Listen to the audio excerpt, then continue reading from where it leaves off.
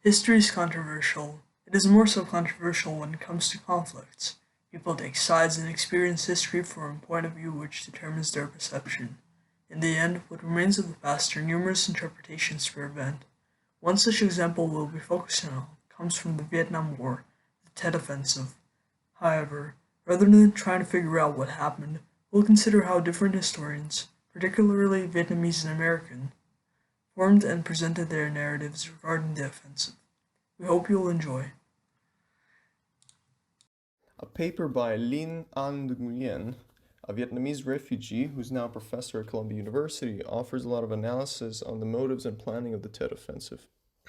One of the perspectives of Vietnamese scholars who she interacted with is that the offensive was planned as a, and I quote, decision to exploit the favorable conditions, both military and politically, arising from the enemy's failing war A efforts. modern Vietnamese newspaper and an article from the Vietnamese police website. We chose them because these sources are navigated by the Vietnamese people, which means that they directly present the perspective of their country. So their perspective on the Tet Offensive is different from America's. The general idea that was presented by the Vietnamese perspective is that the Tet Offensive was a great strategical move. There is very limited information on the Tet Offensive because the event is rarely discussed publicly. This category falls under the charge of propaganda under the state, against the state and can carry a penalty up to 20 years in prison. This was a decision brought by the Vietnamese government and it restricts the population from openly speaking up against the topic. However, some unbiased historians and survivors of the event offer an overview of what happened. Nguyen Q Duc, a Vietnamese American radio broadcaster, openly spoke up in an interview despite threats from the Vietnamese ministry. He calls it, quoting him, massacre of thousands of US civilians. He also says that it is viewed as a civil war by the Vietnamese. Around 3,000 people were killed, abused, and held captive by their own until they were freed by the American National forces. Archives, a JSTOR article, a radio podcast, and a paper by Ling Han Nguyen. We chose them because they directly relate to the American perspective. The general narrative is that the Viet Cong violated the Tet holiday ceasefire in order to take South Vietnam by surprise. However, the attack proved to be unsuccessful as the Viet Cong overestimated their forces. While South Vietnam came out victorious, the broadcasting of the Tet Offensive drastically changed the opinion of the US public on the Vietnam War, leading to anti-war movements which helped end America's involvement in Vietnam. The CIA report comes directly from the US government. It cites documents captured from the Viet Cong as evidence for their claims regarding the plans of North Vietnam.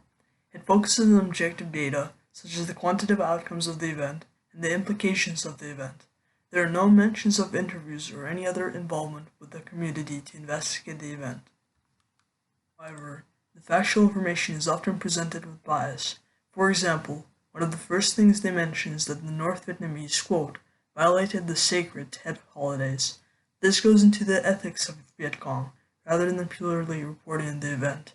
The other biased aspects of the report come from the choice of adjectives, which embellish the narrative. Impressive, the fierceness of the free world, perfidy, superiority of the government forces.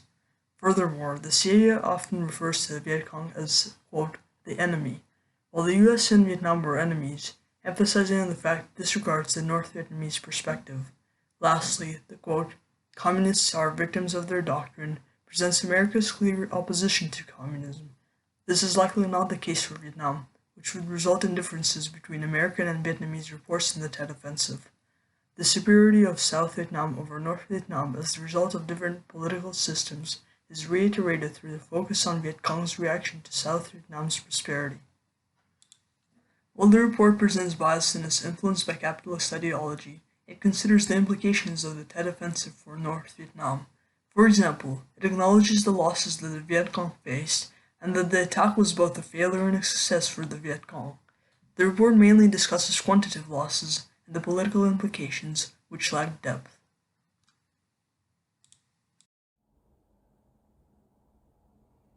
The article on the website that was used as one of our sources features the memories of people who have directly taken part in this event. This website represents the perspective of Vietnamese high-ranking officers who fought in that war, implying that they have emotional connection to this event according to their position. This article uses the quotation of witnesses that include words such as "Our army and people did not gain power, but achieved a strategic victory, forcing the US to de-escalate the war, sit at the negotiation table."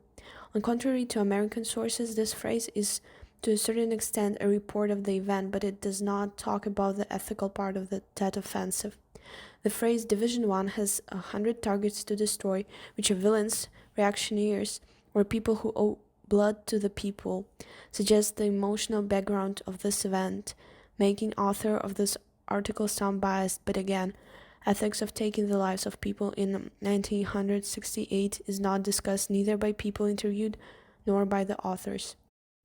The words forcing the US to de-escalate the war, sit at the negotiation table, discuss the withdrawal of troops home, end the war, and restore peace in Vietnam imply that by taking this move, the North Vietnamese army and Viet Cong did a good deed to their country, and that the American army needed to be withdrawn back in order to, and I quote, restore peace in Vietnam. This article does not mention the worth of this victory in human lives, suggesting a different set of values that is common for those people. The fact that the primary sources used in this article are biased suggests that this article is also biased.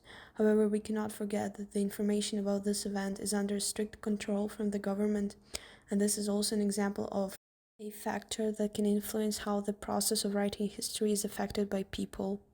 This source comes directly from a survivor of the Tet Offensive. His words come from his personal experiences and give a good perspective of the Vietnamese civilians which were hit by the conflict. The method of acquiring this information was through an article in a globally trusted informational source. The words there are credited and supported with information from a survivor. Since he retells the experience from a first point of view, this is quite a reliable piece of information. It may carry bias because of the negative perspective of the author, but a population's perspective can never be without prejudice towards the actions of the government.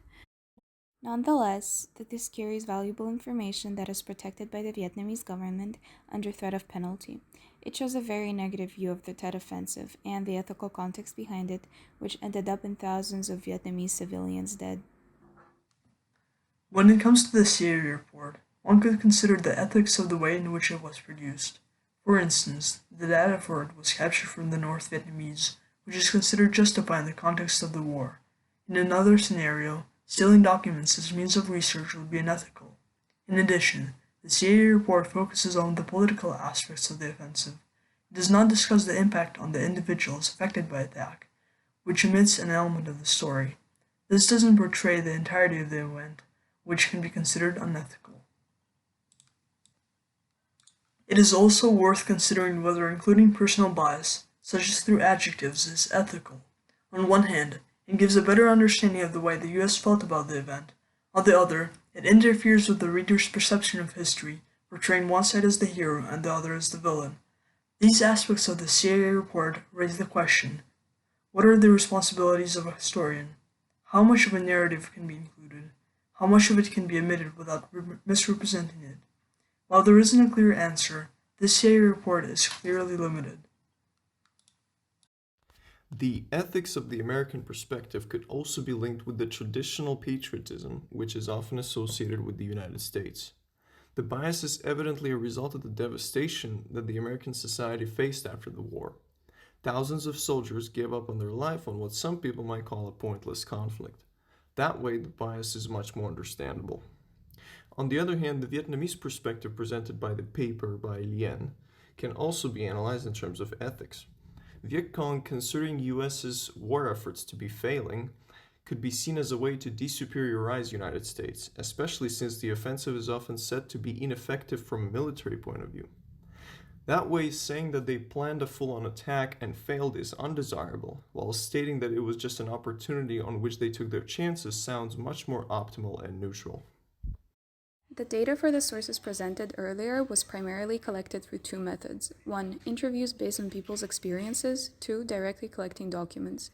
Despite being very different in their methods of gathering and delivering information, the majority of the sources presented at least some bias. Perhaps it is inevitable when it comes to the study of history.